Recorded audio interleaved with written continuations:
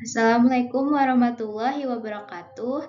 Nama saya Aziza Nurul Maulida dari kelas 10 Akuntansi 4. Di sini saya akan mempresentasikan tentang etika profesi bekerja yang dipersembahkan dari kelompok 2.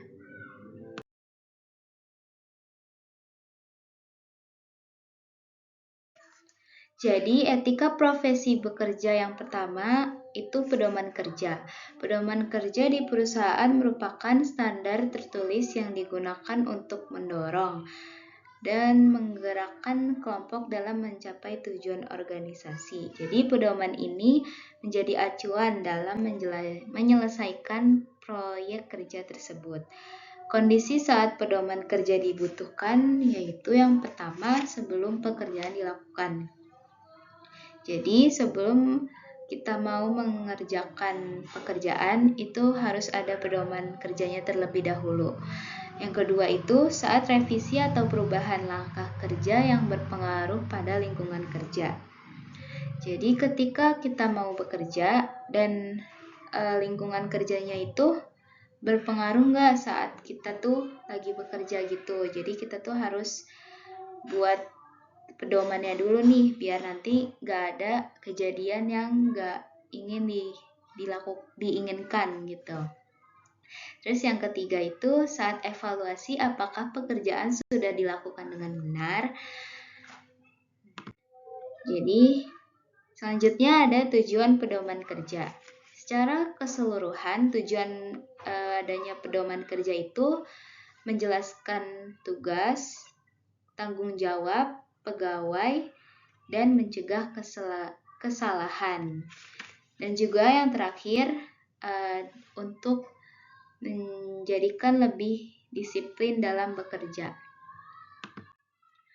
Kemudian ada aturan kerja. Aturan kerja adalah pedoman yang mengatur hak, kewajiban, dan perilaku karyawan untuk menciptakan lingkungan kerja yang tertib dan produktif.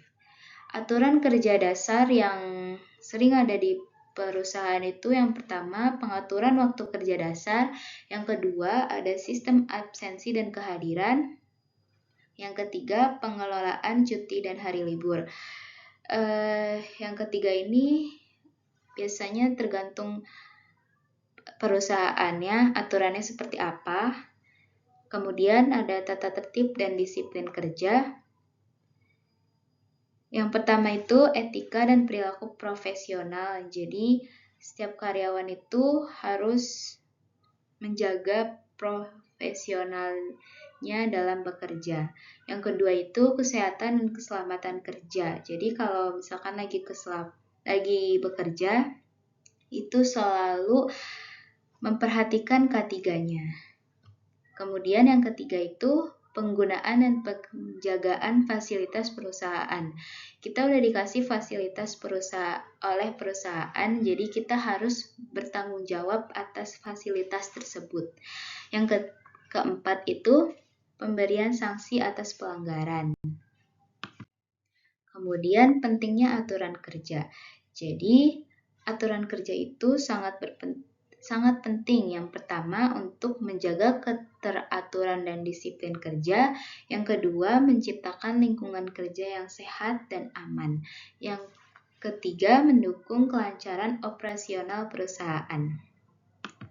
Selanjutnya ada tata kerja. Tata kerja adalah aturan yang mengatur bagaimana suatu pekerjaan atau tugas dilakukan secara efektif dan efisien untuk mencapai tujuan yang telah ditetapkan. Jadi, tujuan utama tata kerja itu meningkatkan efektivitas, memperjelas tanggung jawab dan wewenang, dan menjadi pedoman kerja.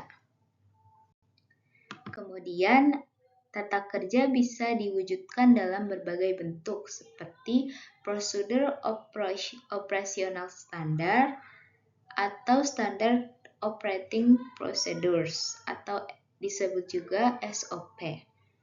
Yang kedua, struktur organisasi dan tata kerja atau SOTK. Yang ketiga, deskripsi pekerjaan atau job description. Yang keempat, alur kerja workflow. Kemudian, prosedur kerja.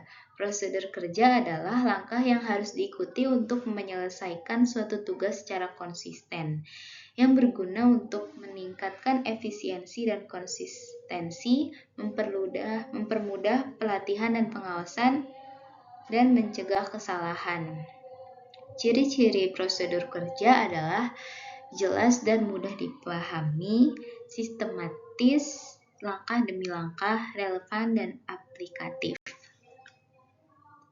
Kemudian, contoh prosedur kerja itu menyapa pelanggan dengan ramah, mendengarkan keluhan atau pertanyaan pelanggan, mencatat informasi penting, memberikan solusi atau penjelasan kepada pelanggan. Kemudian, meneruskan masalah ke pihak terkait. Yang keenam, memberikan tindak lanjut kepada pelanggan.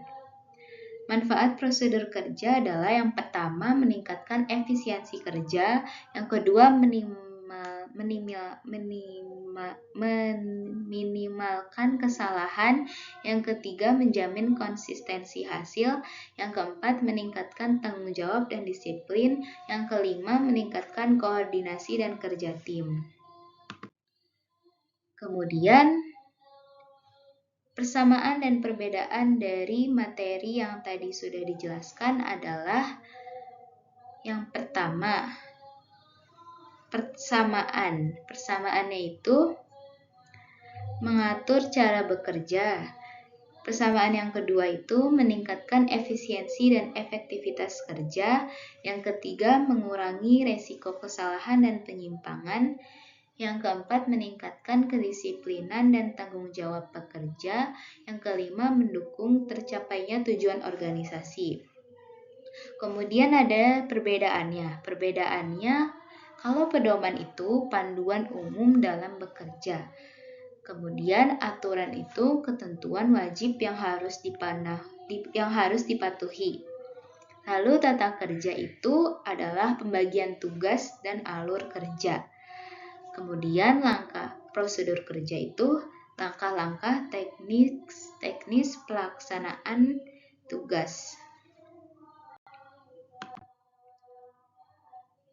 Terima kasih atas perhatiannya. Itu saja yang bisa saya sampaikan tentang materi etika profesi bekerja. Kurang lebihnya mohon maaf. Wassalamualaikum warahmatullahi wabarakatuh.